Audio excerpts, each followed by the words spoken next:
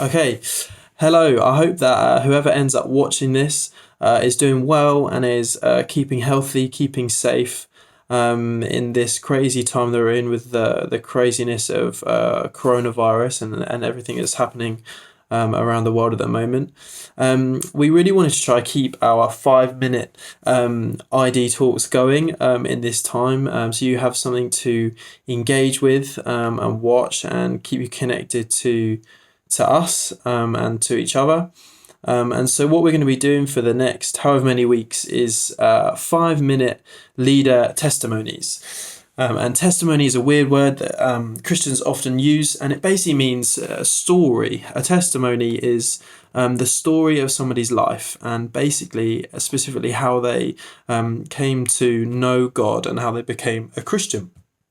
And so, each week, for the next couple of months, a leader from ID is going to come and give their testimony, their story of how they became a Christian and what that kind of means for them. And so I'm going to kick things off right now. So I became a Christian when I was 7 years old. I grew up in a family where both my Christians, both my parents were Christians. And so I grew up kind of each morning, we'd have breakfast at our dining table, and my dad would share with us what he'd been reading in his Bible or in his devotion times, in his study times when he'd read the Bible and spend time with God. And that's kind of how I grew up learning about God. And so when I was 7, when I was at the very mature and old age of 7, I decided that I wanted to become a Christian. I decided that I believed in God, that I believed in Jesus and that he died for me.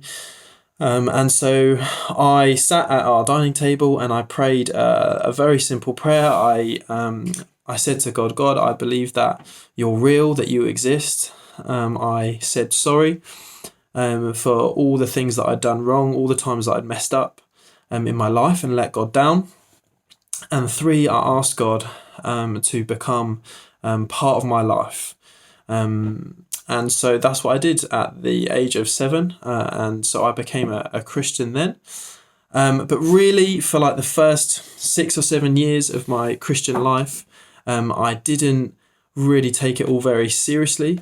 I was kind of like a normal young kid at the time. I went to school and had friends and we messed about, and I didn't really think about God very often, didn't really pay him, give him much attention, until I got to the age of 14. So when I was 14, I went away with my church, with the church that ID is held at King's Church. We went away to something called New Day, and New Day is like a week-long festival where 7,000 11 to 18-year-olds, they go away and they camp together in a big field. And as part of the days, they do like church services, like you'd expect at a church like King's. So we spend some time singing to God, praising God and thanking him for everything that he's done in our lives. And we'd get a talk given to us like you kind of do at ID, but it's a bit longer and based a bit more on the Bible and stuff like that. And one night at this camp called New Day, that was when I feel like I met God properly for the first time. See, there's this being called the Holy Spirit, and the Holy Spirit, I don't have too much time to go into it now, but the Holy Spirit is basically who God uses to communicate to us, to speak to us. And through the Holy Spirit that night, I felt love like I'd never felt it before. I basically just stood in this tent for ages and ages, and I just cried because I felt so much peace in my heart and in my body, in my mind, just everywhere, so much peace and so much love. And I felt like it was the first time that God really communicated his love for me, how much he loved me and how much he wanted to be in like a father-son relationship with me. And so that really, I would say, is when I really properly became a Christian, when I met God like in a very real and new, fresh way to me. And then you might think from then, okay, Luke, so you went from there and you prayed every day and you read your Bible every day, and by the time you were 20, you read the Bible 100 times. that is not my experience. That has not been my life. Even from then, I was probably until I was about 18, I was very much a New Day Christian. I would go to New Day every year. It was just 1 week out of the year. And I would kind of sing to God, and I'd meet with him again in that way that I did when I was 14. But basically for the rest of the year, my Bible would just gather dust on the floor of my room. Again, I didn't pay attention to God or who he was or the relationship that he wanted to have with me. I basically lived from when I was 14 to 18. I basically lived as a lot of people do now, but I just lived chasing affirmation, affection, love from my friends, from girls. I used to chase, kind of getting into a relationship with girls, and basically kind of just ignored God. I ignored what the Bible taught me about God and what Jesus in the Bible kind of instructed me to do and asked me to do as a Christian. And I really, kind of just didn't really care about him at all until I was 18. When I was at New Day again, it was my last New Day as a youth before I became a leader. And I felt God speak to me again through the Holy Spirit. And God speaks to us in many different ways. It can be through the Bible mostly, or it can be through images, visions that we get in our head. And I saw in my head, I saw God's palm, the palm of his hand, like outstretched like this. And I was stood in the middle of it. And I believe just God said to me, he said these words to me, that he's got me in the palm of his hand, and he's never going to let me go.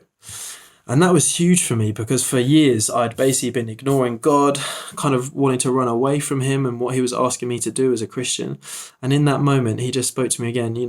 He could have said so many things. He could have been angry at me, mad at me, just told me, what on earth are you doing with your life? But he didn't. Again, he just communicated his love to me and said, I've got you in the palm of my hand, and I'm never going to let you go.